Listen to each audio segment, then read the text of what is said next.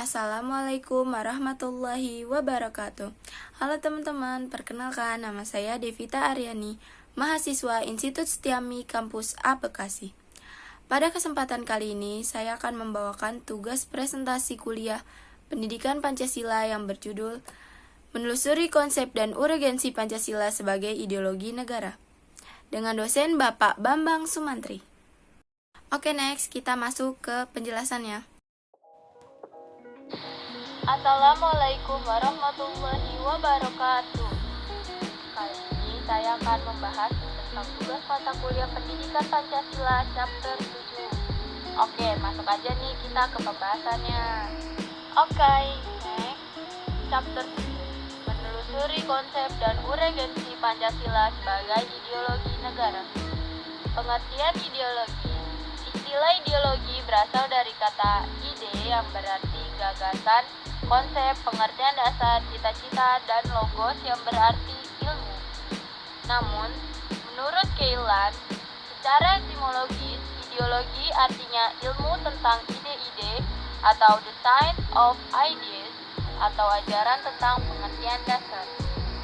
Menurut Kamus Besar Bahasa Indonesia, ideologi didefinisikan sebagai kumpulan konsep bersistem yang dijadikan asas pendapat yang memberikan arah dan tujuan untuk kelangsungan hidup masyarakat.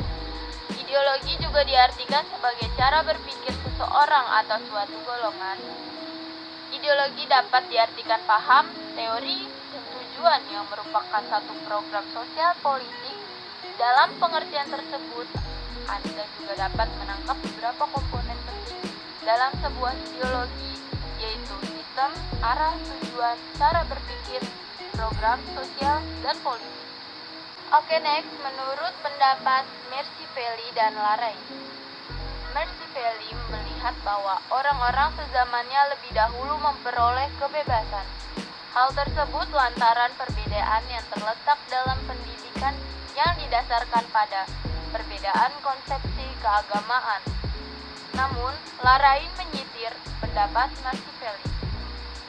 Agama kita lebih memuliakan orang-orang yang rendah hati dan tafakur daripada orang-orang yang bekerja.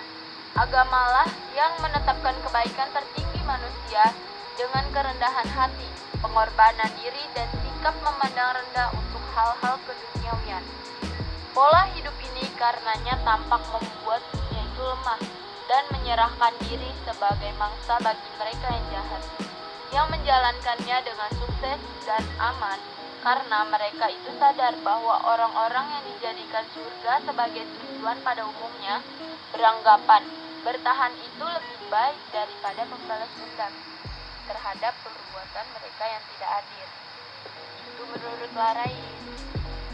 Mengenal beberapa tokoh atau pemikir Indonesia yang mendefinisikan ideologi.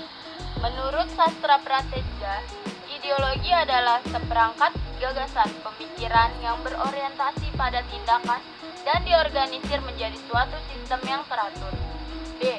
Menurut Suryanto, ideologi adalah hasil refleksi manusia berkat kemampuannya menjaga jarak dengan kehidupan dunia. C. Dan menurut Mubiarto, ideologi adalah sejumlah doktrin kepercayaan dan simbol-simbol sekelompok masyarakat atau suatu bangsa yang menjadi pegangan dan pedoman kerja atau perjuangan untuk mencapai tujuan atau bangsa tersebut. Menurut Martin Seligman, ideologi sebagai sistem kepercayaan. Ideologi adalah sekumpulan kepercayaan dan penolakan yang diungkapkan dalam bentuk pernyataan yang bernilai yang dirancang untuk melayani dasar-dasar permanen yang bersifat relatif bagi sekelompok orang.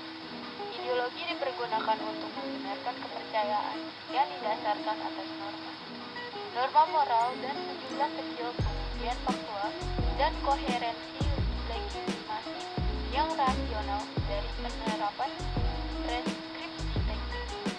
Hal tersebut dimaksud untuk menjamin atau memastikan tindakan yang disetujui bersama untuk pemeliharaan pembentukan kembali destruksi atau rekonstruksi dari suatu tatanan yang telah tersedia. Ideologi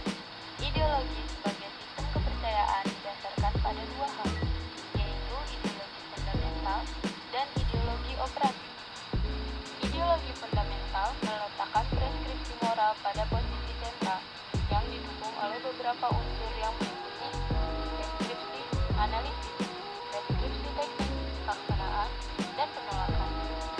Ideologi operatif meletakkan deskripsi teknik pada posisi sentral dengan unsur-unsur pendukung meliputi deskripsi analisis, deskripsi moral, pelaksanaan, dan penolakan.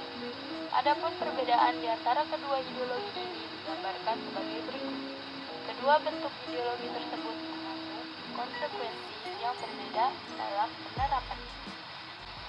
Ideologi sebagai proyek nasional. Menurut pendapat Alfred Goldner, mengatakan bahwa ideologi merupakan suatu yang muncul dari suatu cara baru dalam wacana politis. Wacana politis tersebut melibatkan otoritas atau tradisi atau retorika emosi. Goldner mengatakan bahwa ideologi harus dipisah dari kesadaran mistis dan religius, sebab ideologi itu merupakan suatu tindakan yang didukung oleh ideologi dan dibuktikan berdasarkan kepentingan sosial. Goldner juga mengatakan bahwa kemunculan ideologi itu tidak hanya dihubungkan dengan revolusi komunikasi, tetapi juga dihubungkan dengan revolusi industri yang pada gilirannya melahirkan kapitalis. Oke guys, sampai sini aja nih kita ngebahas tentang ideologi pendidikan Pancasilanya. Oh ya, terima kasih untuk Bapak Bambang Sumantri telah memberikan tugas presentasi pada kali ini. Semoga kalian semua yang menonton video ini dapat merasakan ilmunya, dapat mendapatkan hikmahnya, dan juga manfaatnya bagi kalian semua. Sekian video dari saya, kurang lebihnya mohon maaf. Wabillahi taufiq wal hidayah. Wassalamualaikum warahmatullahi wabarakatuh. Dadah, jangan lupa like, comment, and subscribe.